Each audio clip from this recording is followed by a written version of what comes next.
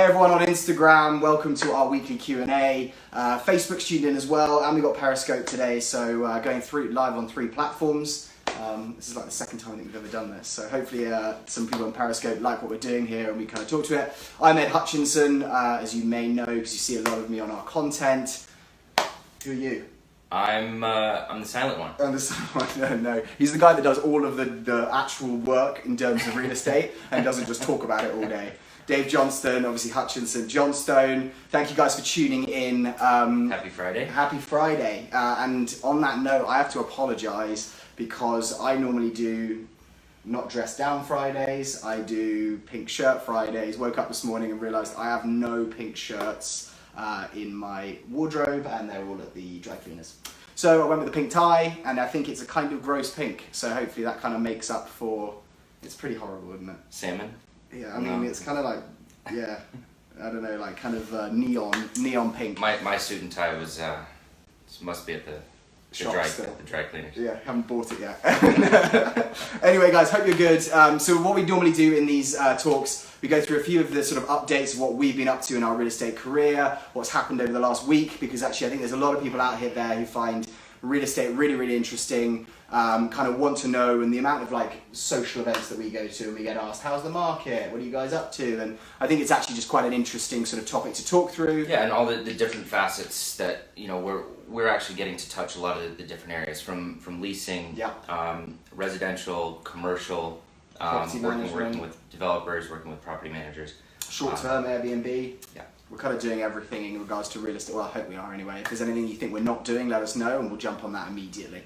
We're not mortgage lenders. Not mortgage lenders, but we have had mortgage lenders on here, and actually I did an interview yesterday with a mortgage lender that we had on one of our weekly Q&As a few weeks ago, actually who's just tuned in right now, Mark. Great to see you, Mark.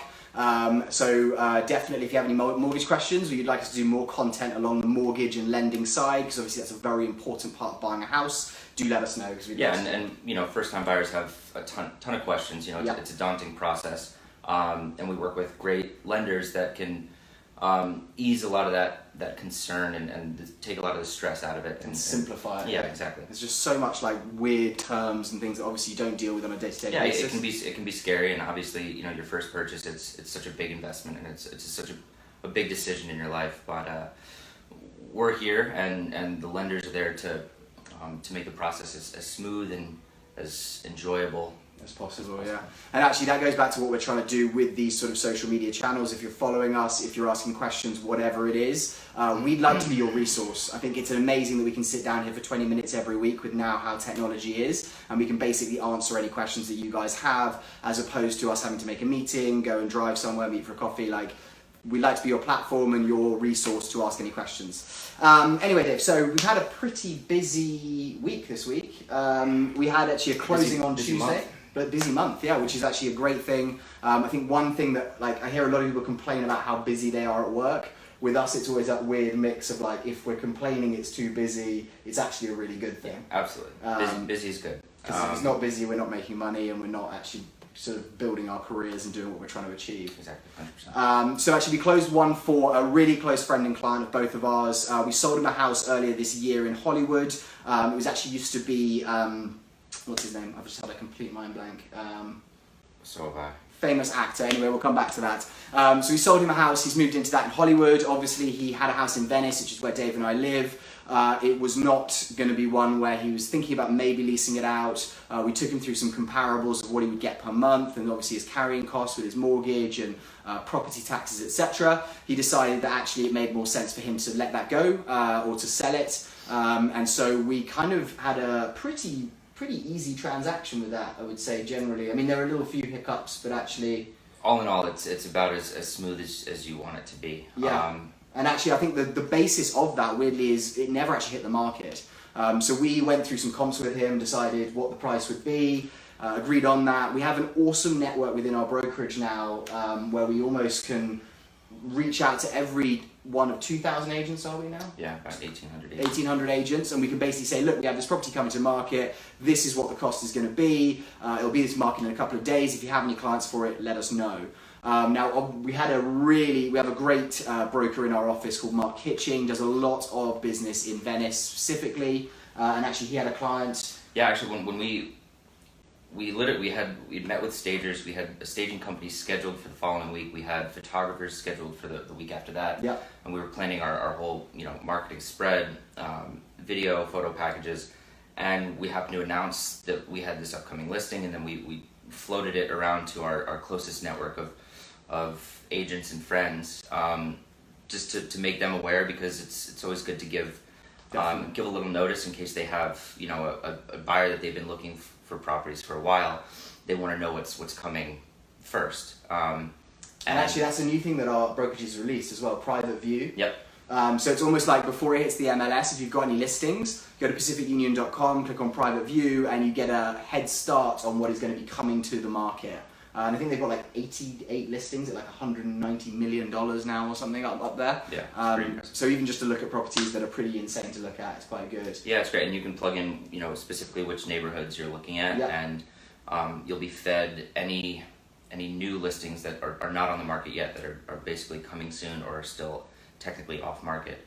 And that's obviously a great in a market like this that's so competitive and such a seller's market still. It's you almost need those channels to have a little insight into get the head start. To have the leg up on the competition. So actually that worked out really well. Obviously our client didn't have to go through staging of the house, which I think was coming out about $8,000 to $10,000. We showed it once before we came to market, and we got it agreed at full asking price. Yeah, negotiated pretty heavily with it, because obviously we had that card in our pocket that was, look, he's very happy to bring it to market and see how the market reacts to it. Obviously your client's the only one that's seen it. They have to pay asking price to get it done. And actually I think how we've ended up, everyone involved was really happy, minimal stress. Dave did a lot of the legwork in terms of going there, getting the termite tent set up.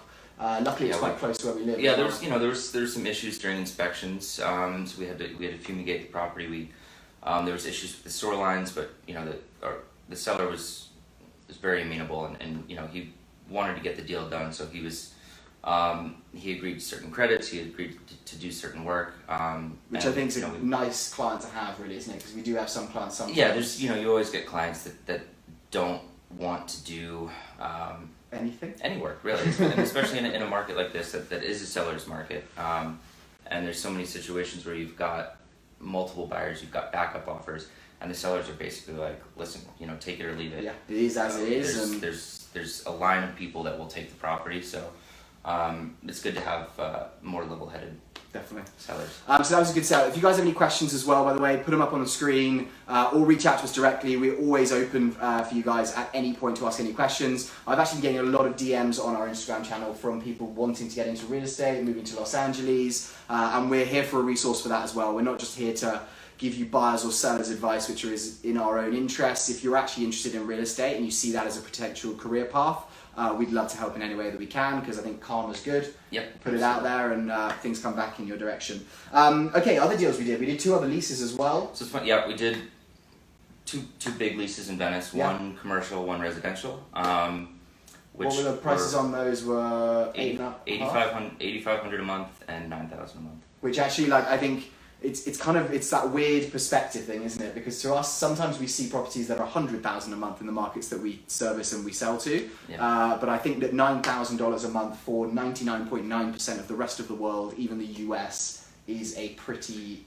It's a huge amount of money. It's a big lease, and most people, if you can afford that amount of rent, you're putting that into a down payment on a house instead, or paying a mortgage, building equity into a property. But a lot of people are, both of these were clients that have businesses that needed a lease. So, and Venice is it's a competitive market. So the lease prices we keep, they're still rising. Yeah, and actually there's such little stock almost there. There's such a big demand for living there that it is. So Hector's actually come up with the question: what is more profitable, construction or real estate? That's a really good question, Hector. I think that I personally, and Dave and I have talked about getting into some sort of construction levels in the future in terms of developing, not actually kind of building the properties for a contract, but actually investing some of the money that we make into some projects. And obviously I think because we're day-to-day in real estate, we have that inside knowledge of what's selling, what's not, what's popular, which you can't really pay for unless you're paying to have us as consultants or anything like that. It kind of just builds up in your mind over being in the market all day, every day. I think that the payoffs can be huge. I mean, we see guys buy I mean, for instance, probably the most extreme example that we've seen is the one which is going up at the moment. A developer's going to list a property which is 120,000 square feet for $500 million in Bel Air. Now, I know he bought the property for $20 million. I can't imagine that he spent $100 million building it, even though it's going to be probably the top level of whatever it is. So a potential payout for that guy could be $100 million plus. But obviously, on a lower level, I was boxing with a client this morning, who's a developer, and he was telling me a project that they just sold off. That they bought and built ground up. They built 18 units, and they were all in at about $7.5 million, and they sold the entire project off for $10.5 million. wow. Over took about 2 years, but. You're making From 50% a development and construction standpoint, I mean, obviously the market that you're playing in is crucial. And the risk, I suppose. The risk and what margins, what people are paying to build, and Yeah. what you can charge, and to what level of projects you're building, whether it's multifamily, whether it's single family. Definitely. And I think that's the big thing for us. I mean, like, we're real estate agents, obviously we sell our services. We like to think that we're really getting much better and better and better at what we do, and we're one of the top agents within our sphere, and we give the best service. But realistically, if the market tanks tomorrow, there probably will be a lot less transactions, which means that we would need to be a bit more careful about how we spend our marketing dollars, etc. But people always need to move house. Like, it's not always the market that is determining if someone's buying or selling.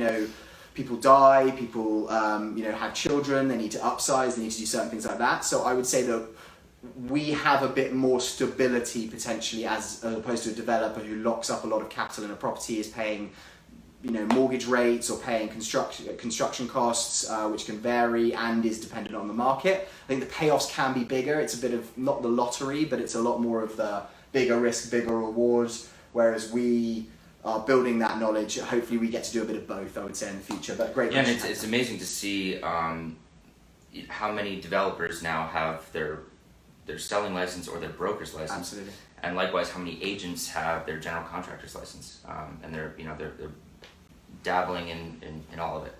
Hector's also followed up with, how is the real estate in Puerto Rico? It's actually kind of a market that I'm not that sure about. I know that obviously post hurricanes and things like that, it's probably not in the best state at the moment, but I mean, it's a beautiful place. If you've ever been to Puerto Rico, like, I'd love to kind of spend my time there and live there. So I think that there's an agent in our office that does a lot of transactions in Jamaica, believe it or not. He fell in love with Jamaica years ago, started buying properties, and now he's selling. He's got a few leases, and he's doing a lot of transactions in Jamaica, and it seems pretty lucrative. I can't speak to Puerto Rico. I know that they've had a really tough year.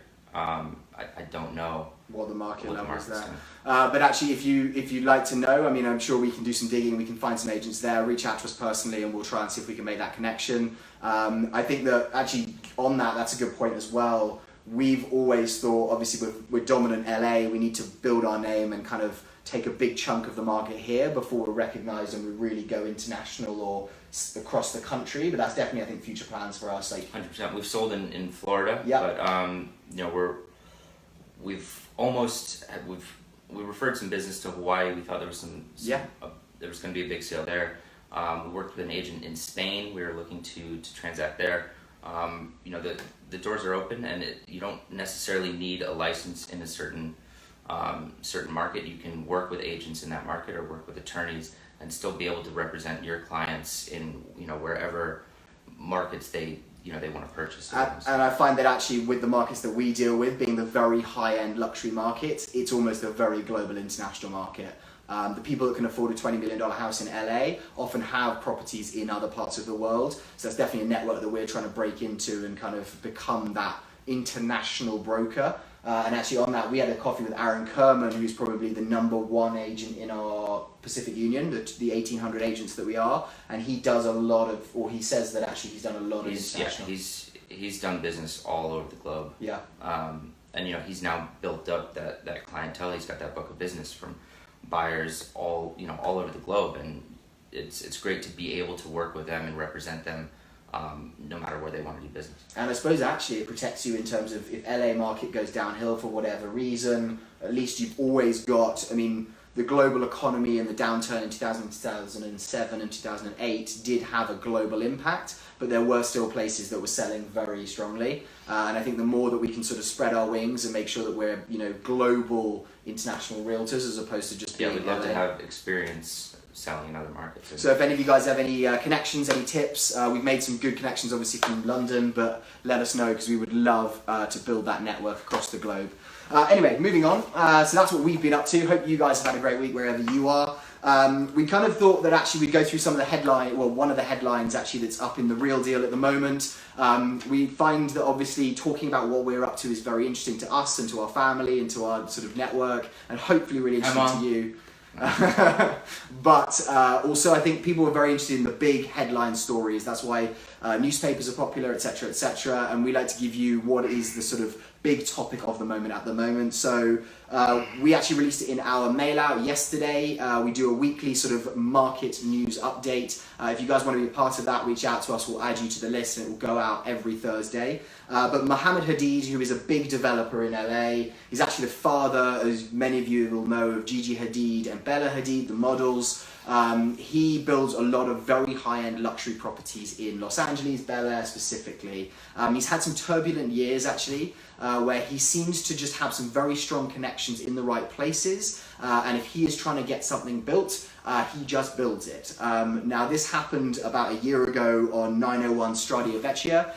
He got plans approved for a property, basically just started building a 30,000 square foot house that pretty much didn't very much look like what he had plans approved for. The city went and had an inspector look at it. Obviously he was just building more square footage. I think it was coming out to 30,000 square feet. I think neighbors were complaining that he was almost taking like the hillside and destroying it. And he was basically crossing property lines and yeah, taking square footage where he could. Yeah, and so obviously they kind of shut him down, said you've got to stop work on this development. It went through a whole trial and tribulation through getting sued, the city trying to sort of work out what was going on, and they actually made him halt construction. So they said, like, you're not allowed to stop construction. He paid a load of fines at the end of it, and I think a lot of people were quite surprised that they didn't force more, i.e. him knocking down the development, doing certain things which make him back to the I don't know plans. the number, but what I heard, the fines seemed pretty low in terms of what the value of the house is going to be and the damage that he's probably done. Right. Is it that kind of, who you know, not what you know kind of situation? We don't know. But actually, like, it does seem like that from the outsider's perspective. So what's the latest with that property? Latest from that property is now, because of just the fines, there has been a... Hi, Kiana, as well. Hope you have a good day as well. Thank you for tuning in. The latest on that property is that a number of Bel Air residents living around the property have now started their own lawsuit against him to have him knock that down. Now, obviously, there's always neighbour battles all over the world. The one thing I would say is in Bel Air, a lot of the people living there have very strong lawyer contacts, a lot of money to put behind what they want to get achieved. So if I was Mohammed Hadid right now, I'd probably be thinking, I thought this was done. What are we going to be doing now? And basically they are now trying to force him to knock the entire thing down, back to the dirt, and restore what was there originally, which was a lovely piece of hillside. So hopefully that's interesting to you guys. We'll keep you updated. Yeah, we'll keep you updated, and if you have any other questions, let us know. That actually went out, and there was an LA Times and an LA Curbed article that went out, I believe, at the end of last week that we shared through our email yesterday. So as well as that, we thought we would go through a topic today. I don't want to make this drag along for too long, but actually this is something that we find relevant in our industry. Now, Dave and I have seen some amazing properties. 10,000, which this is a all lease property. I think the lowest lease in the building is 10,000 a month.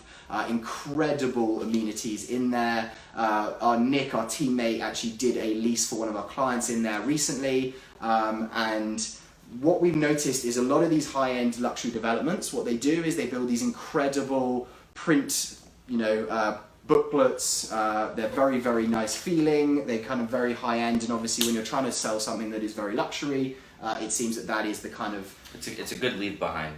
Definitely. Coffee table kind of... Exactly. It almost becomes a coffee table book. I don't know how often it's actually opened and looked through, but it's definitely, yeah. It's impressive in itself almost. It's almost, yeah, you're giving someone the business card to your building, and instead of being some little mini thing, which is nice, it's like, look at where you could be living, and it's aspirational, etc., etc. Well, we don't know, and we'd like to get some of your feedback actually, because we're trying to build this as a community and get your understanding. What do you think the future of these are? Obviously, we're going through a lot of stuff with people have to destroy a lot of trees for it. It uses a lot of ink. There's a lot more digital communication now. And I'm a little bit on the fence on this one, I think, because obviously we see a lot of lovely digital websites, etc., and all of these do have incredible websites as well. But is there something to this? I mean, business cards haven't gone away. We still get a lot of business even cards. as agents, most agents will have a book like this as their main sort of listing presentation that they still go to physically present to. We typically, we'll have a presentation on an iPad or something like that. That's a little more, it's adjustable. We can make corrections, right before the meeting, and it tends to have a similar effect, but I do think there is something to like leaving that on a person's coffee table every time they see it, as opposed to like having to log into their phone, go to their email, check whatever.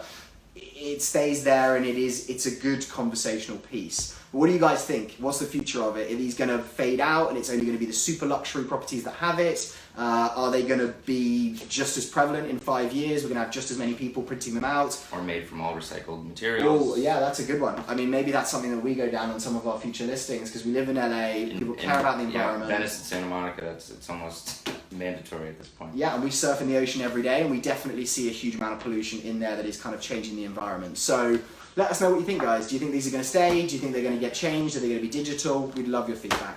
Anyway, hopefully you guys found this interesting and like tuning in. We will be back next Friday, because we are back every Friday, and it's almost like your own TV show at 10:30 on a Friday here. Normally I'll be wearing a pink shirt, and Dave, you'll be dressing down. So. I'll wear a pink shirt next week. You'll be wearing a pink shirt next week. But I hope you guys have a fantastic weekend wherever you are. We'll be back with LA Mansion tours on Tuesday as well. We saw 3 incredible properties, one at 18.5 million, 22.5 million, and 35 million this week. So if you guys didn't get to see that, we will post a little bit of the highlights and some clips, but make sure you tune in after 2 o'clock on Tuesday to our Hutch Johnston account, and it will be up there for 24 hours for you to see, and we've got some big ones that we're going to have a look at next week. On that point as well, we hit 21,000 on our Instagram. Thank you so much, guys, for the support that you're kind of showing us, interacting with us, and doing and kind of following on and building this community. That's a really good peg for us, because we were at 20,000 for a while. We've done some changes, we've mixed up some of the strategies and structures that we're doing, and it seems to be doing some good. So hopefully we hit 25,000 soon, and we can sort of bring what our knowledge is and bring some information, some interesting stuff to you guys. But let us know what you think we can do better, how we can improve it, and have a fantastic weekend. All right, guys, speak to you soon. Bye-bye. Cheers.